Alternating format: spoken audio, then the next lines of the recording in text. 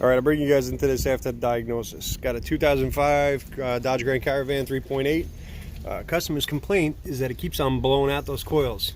As you can see there, you got melted plastic coming right out the side there. The coil itself actually cracked at the seam. Relatively easy diagnosis on this one, right? So what we got to do is just sit there and we pull up a wiring diagram and we sit there and we look at our coil triggers that are coming in. There'll be 3 of them. In this case here, trigger 3 is going to be the one that's actually going to be feeding. That's 3 and 6. Yeah, 3 and 6 on this coil. So I go onto there, I just take a powered up test light and I put it on here. You can see it's at ground right now.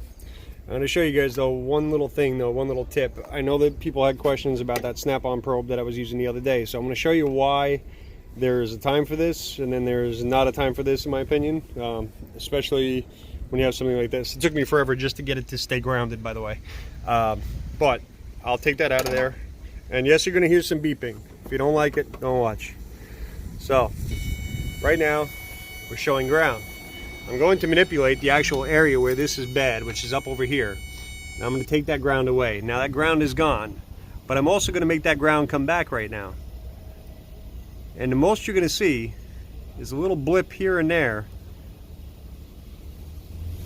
or nothing, unless I probably get it right back in that exact same position, and you won't know that you've hit the ground. This thing takes way too long to identify it.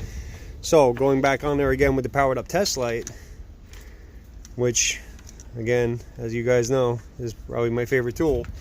If I take that and I do the exact same test and I sit there and I get my finger up on it again and I get that little ground happening, see, there it is, and I can make that sit there and flicker. You would have to leave that on for like an extended period of time or get it stuck on, so that way that thing will actually go beep for you and give you the green. It's not an immediate reaction. There, matter of fact, there it is right there. So in this case here, I mean, this is just a harness that's underneath the intake manifold there. There's some damage to it. Gonna end up pulling it out and then fixing what's under there. You can feel where the old loom is actually starting to go bad. Let me get that focus back in. Where the old loom is starting to go bad in there. I don't know if I can pull it out enough to see. Can I show you guys? No, this is right above the top piece of plastic there. Right there where you see that plastic, right past that is right where it makes the bend, is where the abrasion in the harness is and where the wire is being held to ground. But just wanted to show you though. So you had questions about this thing. You know, is it good? Is it great? Is it the best thing ever? It has a place like everything else. It is not good for a test like this. You would miss this, you know, if you're out there just doing a wiggle test on a harness, you're gonna miss it 100 times over. So plain Jane test light, best idea you have there.